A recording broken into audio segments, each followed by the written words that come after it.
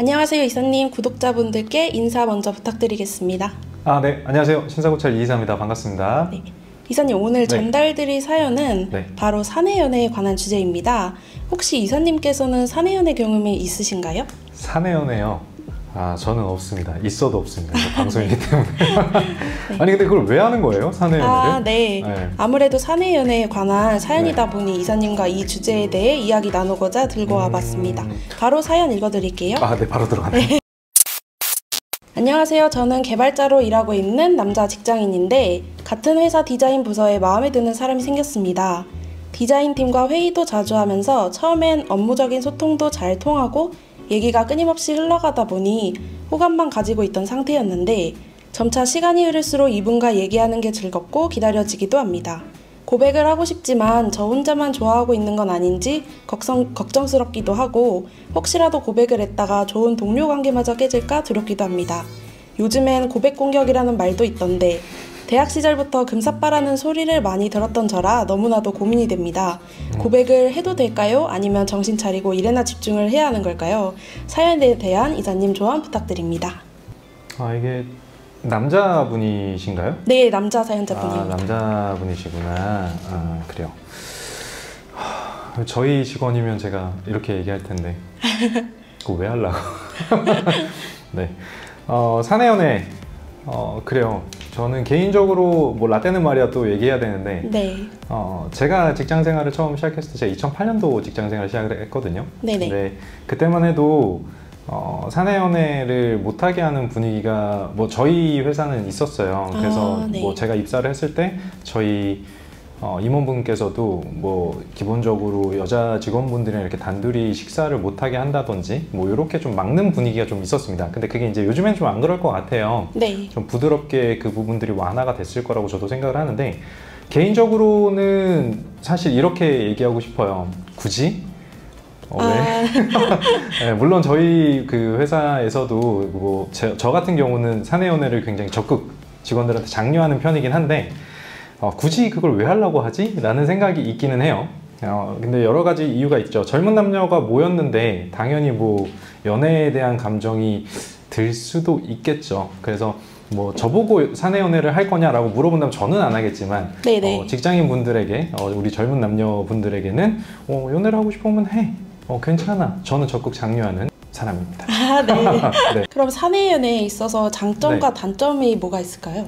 일단 하루 종일 붙어 있을 수 있다라는 장점이 있겠죠. 아침에 뭐 예를 들면 뭐 젊은 남녀 연인들이니까 연인이 되고 나면 같이 연애를 하면서 뭐 같이 뭐 지낼 수도 있는 거고 아침에 같이 출근하고 같이 퇴근할 수도 있는 거고 그리고 뭐 식사도 같이 할 수 있고 하루 종일 붙어 있을 수 있다는 장점이 있겠죠.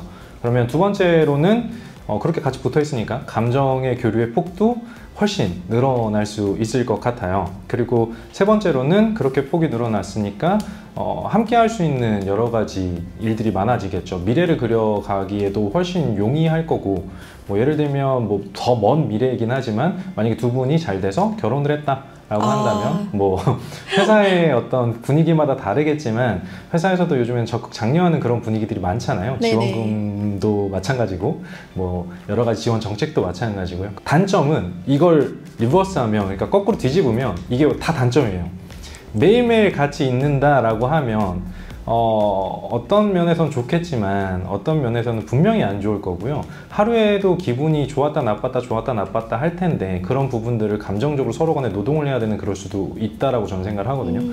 그리고 직장이다 보니까 원래 연인들이 밖에서 따로 만나면 좋은 모습만 보여주고 서로 최대한 어떻게 보면 감춰진 모습들을 보여줄 텐데 직장에서는 그럴 수가 없죠. 상사들한테 욕도 먹기도 하고 일에 치이기도 하고 이런 부분들을 어떻게 보면 민낯을 보여주는 그런 모습이 될 것 같아요. 그래서 저는 이런 부분들에 있어서는 좀 안 좋을 것 같고 그리고 남들의 이목을 좀 신경 써야 될 수밖에 없고 아무리 이게 뭐 공개 연애를 하든 비공개 연애를 하든 여튼 그런 부분들이 있을 것 같습니다. 또 사람의 성향에 따라서 또 다르겠지만 어떤 분들은 나만의 시간이 필요하신 분들도 분명히 있을 거거든요. 어떤 사람들은 매일매일 붙어 있어야 되고 어떤 사람들은 나만의 시간이 필요할 수도 있고 이런 면에서 봤을 때 만약에 나만의 시간이 필요하신 분들한테는 사내연애가 조금은 어려울 수도 있죠.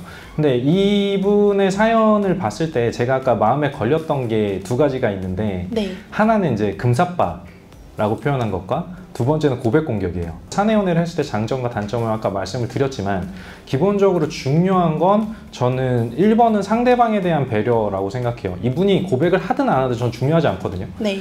근데 이분이 1차적으로 고민을 해보셔야 될 부분은 내가 이 사람을, 상대방을 배려하고 있느냐에 대한 걸 것 같아요. 왜냐하면 회사라는 이 공간 안에서 마음이 있다라고 한다면 이 어떤 모습으로든 표출이 될 거거든요. 그리고 만약에 이분한테 어떤 피해를 줄 수 있다라고 한다면 내 마음이 중요하다기보다는 상대방, 받는 상대방에게 내가 얼마나 배려를 하고 있느냐를 1순위로 보셔야 된다고 저는 생각을 하고 있고, 두 번째는 내 마음이 얼마나 굳건하냐라는 거예요. 그래서 아까 제가 금사파 문제에서 살짝 웃었던 게 나도 내 자신의 확실한 그 확신이 없는데 이렇게 고백을 하거나 아니면 연인이 된다라고 하면 좀 문제가 생길 수 있겠죠. 직장이라는 한정된 공간이기 때문에 문제가 생기면 이 문제를 해결하기가 좀 많이 어렵거든요. 그래서 그런 부분들을 생각했을 때 제일 중요한 게 1번 배려, 상대방에 대한 배려, 그리고 2번이 나 자신에 대한 확신, 요렇게가 아닐까라는 생각이 듭니다. 선택은 본인의 몫이죠. 뭐. 그렇죠. 근데 어떤 분들은 그럴 것 같은데요. 그냥 뭐 이렇게 고민해 그냥 네. 질러보고 아니면 말지 네, 이럴 네. 것 같은데 저는 약간 좀 리스크를 테이킹하지 않는 편이기는 해서 저는 살면서 뭐 헌팅을 해보거나 이런 적도 없기 때문에 근데 이런 생각을 해봐야 될 것 같아요. 만약에 잘 됐다, 고백을 했는데 네네. 잘 됐다라고 한다면 이 만남을 어떻게 잘 이끌고 가서 아까 말씀드렸던 그 단점들을 잘 보완해 가면서 움직일 수 있느냐, 연애를 잘 할 수 있겠느냐, 이 부분을 보셔야 될 것 같고, 두 번째로는 만약에 잘 안 된다 라고 한다면 상대방에 대한 배려가 정말 필요해요. 이 상대방에게 거절을 당했다고 해서 이 사람한테 뭔가 보복을 한다든지, 예를 들면 네. 아니면 감정적으로 굉장히 힘들게 만든다라고 한다면 그 부분은 정말 문제가 있는 거죠. 이건 뭐 남자든 여자든 마찬가지인 것 같아요. 그쵸. 그래서 잘 안 됐다라고 한다면, 거절을 당했다라고 한다면 정말 이 사람의 마음을 잘 배려해서, 내 마음도 중요하지만 내 마음이 이 사람의, 상대방의 마음의 우위에 있다고 저는 생각 안 하거든요. 특히나 이런 케이스는. 그래서 고백을 했는데 잘 안 됐다고 한다면 잘 마무리를 하셔서 서로가 어색해지지 않을 수 있게, 분명히 어색해질 수밖에 없지만 이런 마음이었는데 그렇게 아니라면 정말 죄송합니다 라고 해서 잘 마무리를, 친한 친구처럼이라도 마무리를 짓는 게 좋지 않을까라는 게 제 생각입니다. 저도 이 사연을 읽으면서 네. 업무에서의 원활한 소통을 느꼈다는데 그게 단지 상대방의 사회생활일 수도 있는 거잖아요. 그래서 이런 점도 약간 예의상한 친절이 아닌지 사연자분께서 좀 잘 생각해 볼 일이라고 생각이 듭니다. 맞습니다. 저는 그 사내 연애를 적극 장려하는 사람이지만 네. 저희 직원들의 사내 연애를 근데 상대방을 배려하지 않는 감정의 교류는 되게 힘들어요. 그리고 그 그쵸. 사람이 업무적으로 친절함을 보였을 뿐인데 나 혼자 소설을 쓰고 있다? 라고 한다면 진짜 문제죠. 그쵸. 그래서 만약에 진짜로 내가 확인해 봤는데 그렇다라고 한다면 상대방을 괴롭히면 안 돼요. 그거는 꼭 지켜야 되는 배려고 예의입니다. 맞아요.